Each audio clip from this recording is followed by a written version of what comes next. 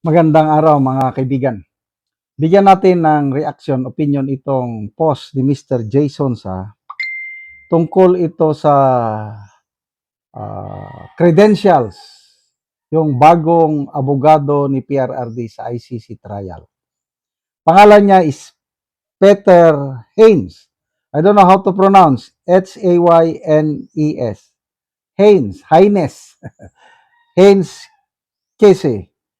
PRRD's new ICC Defense Council. Tawag sa kanya is the giant killer arrived. Duterte's new ICC council is the man who made the court pay. He beat the ICC once, then sued it. Now he's defending Duterte. Meron na siyang panalo dyan sa, meron siyang inabaguduhan, I think Vice President, mapunta tayo mamaya, acquitted siya. Tapos, in behalf of his client, nagsampa siya ng kaso for damages. Talagang matinik, ano? Okay, so ito. Who is Peter Haynes, Casey? He is a British barrister with more than 30 years of experience in international criminal law. One of the very few practitioners to have led cases before ito. Number one, International Criminal Tribunal for former Yugoslavia. Meron siyang panalo dyan. Then, the International Criminal Court, nanalo din siya dyan. And Special Tribunal for Lebanon, nanalo rin. Three of the world's most consequential international legal bodies. He has stood at the lead council table in all three. Okay, ito yung panalo niya sa ICC. Bemba Blueprint, tawag ito. The centerpiece of Haynes' career is the case that makes every Philippine observer stop and reread the details. Haynes served as the lead counsel for Jean-Pierre Bemba, former Vice President of Democratic Republic of Congo from 2010 to 2018.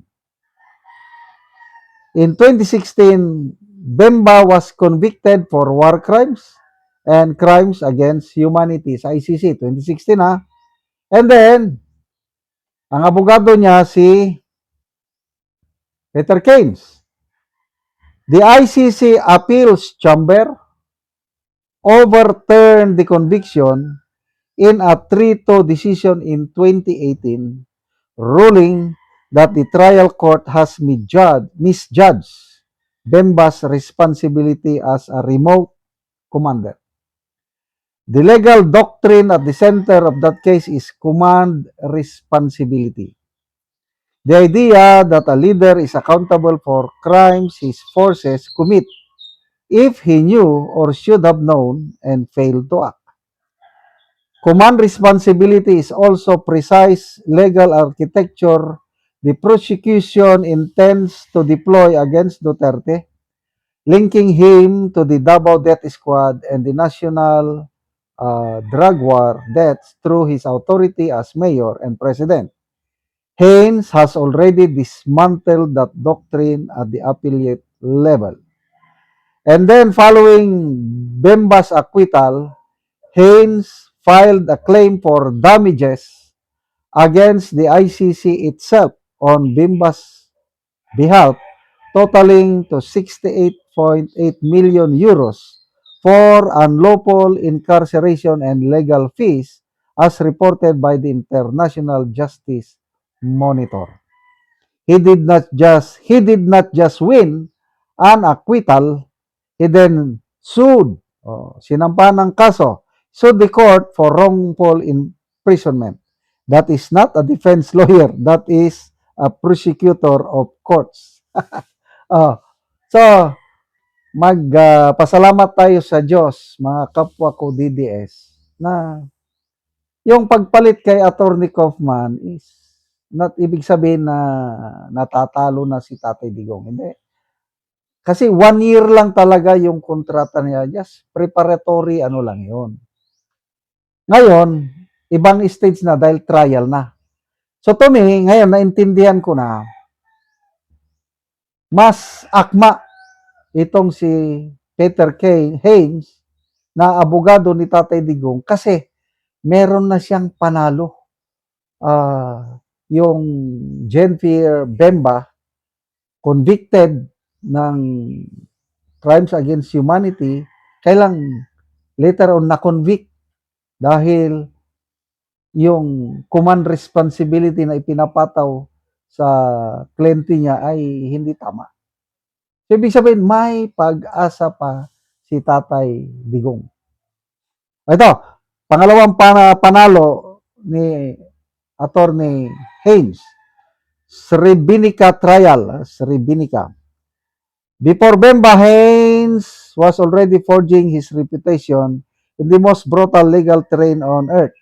At the International Criminal Tribunal for former Yugoslavia, he appeared for the defense of General Van Doribic in relation to the Srebrenica massacre.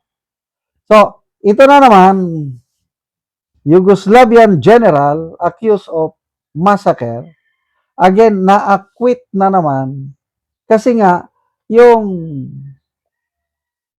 principle of command responsibility na ipinapataw doon sa General Pandoribic, hindi tinanggap ng korte. Kaya, ayos, may pag-asa pa ang ating Tatay Digong. Dasal lang natin na our tatay will be in high spirits, good health. Tingnan mo, nauna pa yung mga iba dito sa Pilipinas, yung namatay na kongresista last year. Ngayon, buhay na buhay pa si Tatay Digong. Ang report sa atin ng kanyang mga anak is tumataba daw si Tatay Digong. Ibig sabihin, nakaka-adjust na siya. Kaya, laban lang. Tatay Digong, laban lang mga kapwa ko DDS. Ang dalangin ko is makakabalik sana ng buhay si Tatay Digong at masasaksihan niya ang pag-upo ni BP Sara sa Malacanang sa 2028. Salamat mga kaibigan sa inyong pagsubaybay sa channel na ito. Nakakatulong kayo ng malaki sa tribong Talandig ng Bukidnon dahil ang income natin sa channel na ito is pantulong sa tribo. Namimigay tayo ng libreng yero at pako para makapagpatayo sila ng mas maayos na tirahan. Panoorin nyo ang video na ito. Ako diri sa balay sa natabangan og yero. So mauna ni ang itsura sa iyang atop. Mauna ni ang kadako sa buslot. So nangaputol na gyud ang uban oh. Kita gyud nato nga wa na gyud kaayo.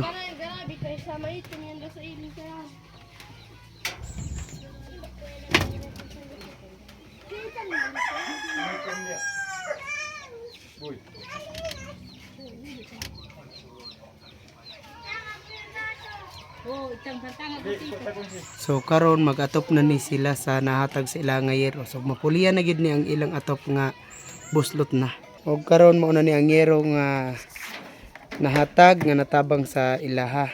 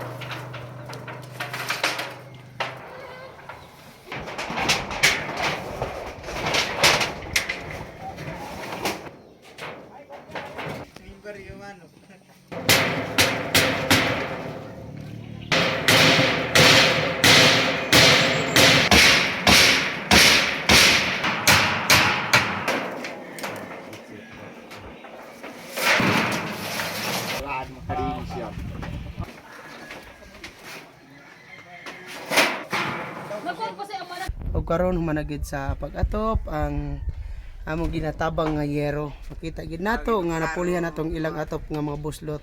So maayo na gid karon. Salamat sa Ginoo nga